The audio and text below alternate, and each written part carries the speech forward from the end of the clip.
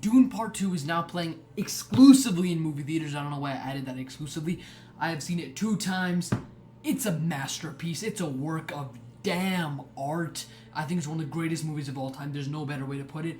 And I wanted to talk about it with spoilers, but I also wanted to talk about the perfect character arc that Mr. Paul Atredies himself received in these 2 films.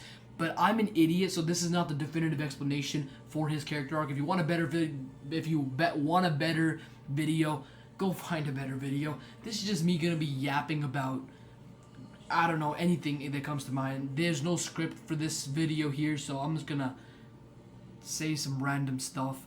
So at the start of the first film, Paul says a line that goes something like, what if I don't want to be the future of House Atredies? And it means that he's kind of vulnerable, kind of not really believing in himself. And after Leo's death, his dad's death, after all of that, in part 2, he drinks the water of life. I think that's what it's called. And everyone's believing that he's a Lisal al-Gaib, the Messiah, the coming. He's like the one that's going to bring Arrakis to green, I guess you could call it. And Stilgar loves Paul Atredies. I mean, Paul could do literally anything, and Stilgar would say as it's written. Like it was probably one of the funniest parts of the entire film. I don't know if it was intentionally trying to be funny, but my theater cracked up every single time Stilgar went. Paul, he doesn't. The Lizal al-Gaib wouldn't say that he's the Lizal al-Gaib because he's too humble and blah blah blah. Every time he said a line like that, my theater cracked up. I don't know if it was intentionally funny, but that was definitely the comedic relief of this very serious, intense film. So, you know, it worked. But everything, it's not ripped out of the book, though. I think I haven't read any of the books, like, fully. I have the first book. I've read, like, 200 pages from that. And I don't think that Paul drinks the water of the juice of the water of life in the first book. I think he drinks that in the third book. Again, I don't know. Correct me if I'm wrong. But I don't know if it's fully ripped out of the books like that. I don't know what book fans are thinking of this film. But as just a sci-fi fan in general, this thing's a masterpiece. And it's handled so perfectly. And it doesn't feel rushed. Even though the book is 800 pages long. And they have to like balance that in 2 films. It's like 400 pages. And they barely cut anything. I know they cut like a couple characters that I don't really know the names of from the second one, but what they actually did was handled very, very well. My interpretation is when he drank that juice and literally pretty much died and then got brought back to life,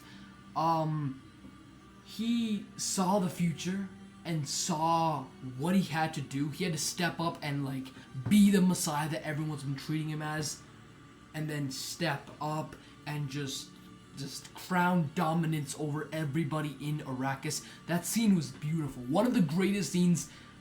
Okay, maybe I am just like recency biasing right now. That's not a word, but maybe I have recency bias going through my head right now. But like, the speech scene is one of the greatest scenes in fiction. I swear to God, that was incredible. Also brings out some excellent payoffs and parallels, such as when Shani is fighting in the war that Paul saw in the first film through his visions, and we get that parallel of them opening their mask. Though Shani didn't open her mask, but it's not a parallel. It's just kind of showcasing the power of the visions.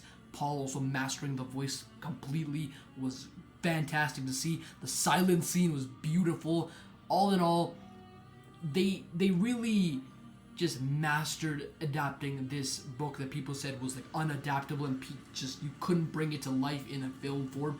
After seeing David Lynch's film in 1984, it's beautiful. Denis Villeneuve, I believe is how you pronounce the director's name. He is a genius. This will go down in history as one of the greatest sci-fi films of all freaking time.